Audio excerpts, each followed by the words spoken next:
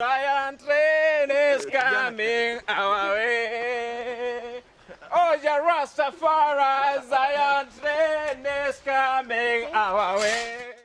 Today we are talking about marijuana use disorder management, and this will be through pharmacotherapy, which is through medication and treatment from the doctors, and also we will see this through psychotherapy, whereby the counselors will be involved to assist our patient who has marijuana use disorder at Lifebridge Hospital. International Rastaman. In Babylon, you know. Yes. Hey, you man. You wanna shoot me? He's not shooting. I shot the sheriff. What if I need you? This is Babylon, man. Okay. Resist Babylon, you know. Where's the watchman? Watchman.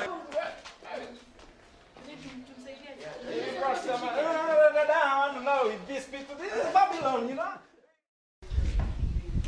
Hello. Good afternoon. Good afternoon to you. How are you doing? We are doing fine. We have brought our son here. Okay, my name is Ouro. This is my wife here. Yes. So we have brought our son here. Smoke here some marijuana, and he looked a bit confused. I don't know. How can you help me?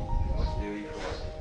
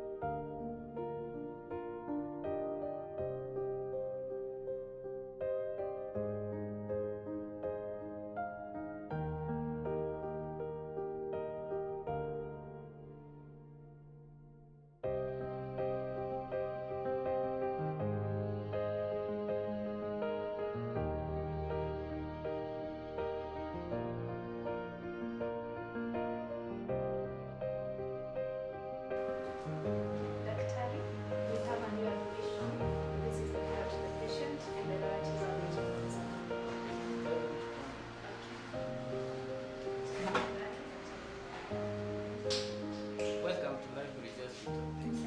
Yes. So why have you decided to visit us today? Okay, we brought your son here.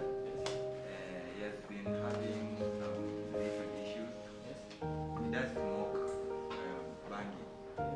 So today ni kama imego to a different level mpaka imebidi tumemleta hapa.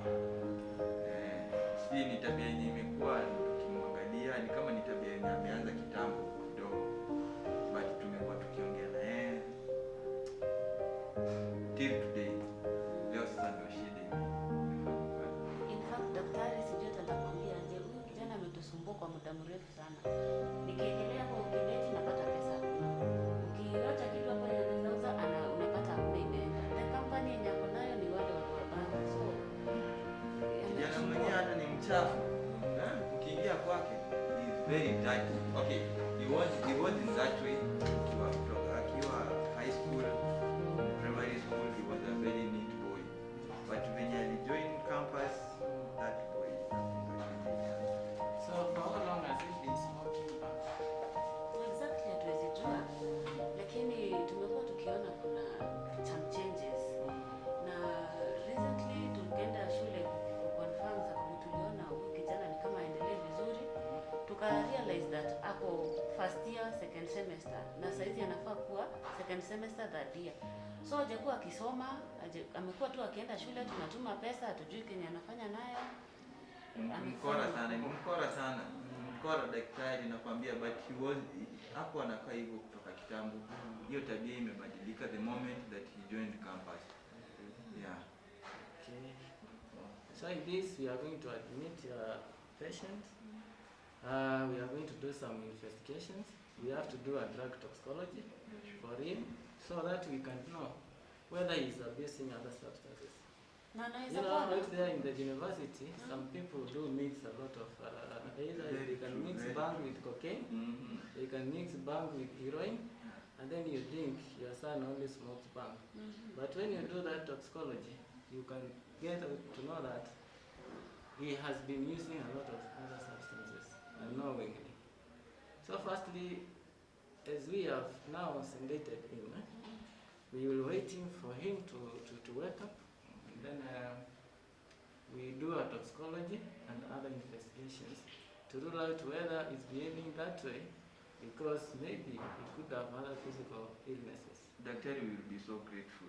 Na unafikiria atapona kweli ama itakuwa ni wazimu wa kawaida hivyo forever? Okay, kama ni kukunywa bangi peke yake, though we will assist him to know whether amekuwa akitumia bangi sababu ya kuwa na shida ya akili, ama tu ni bangi amekuwa addicted na bangi ikaleta hiyo shida ya kuwa na akili. Let's hope that atakuwa sawa. Okay. Let's hope that atakuwa sawa, because We we will do do our our best. best. Tuko na hopes kwake. It's so disgraceful. Due to social pressure, marijuana is among the hardest drug to stop using, and the fact that it has been legalized in many countries makes it even more difficult for it to be controlled. Now, using the example of the patient we received earlier on, most of the patients we receive for rehabilitation of marijuana usually have developed marijuana-induced psychosis. So in treatment, the initial stage is to allow for them to stabilize under medication. After that, now intensive therapy begins. The main mode of therapy used is behavioral therapy, where you help the patient understand the motivation behind the using, the reasons, and the underlying causes of their marijuana use, take them through triggers and cravings, and how to avoid relapse. We also encourage them to have support groups where they do Marijuana Anonymous, which is basically the same steps as in Alcoholic Anonymous.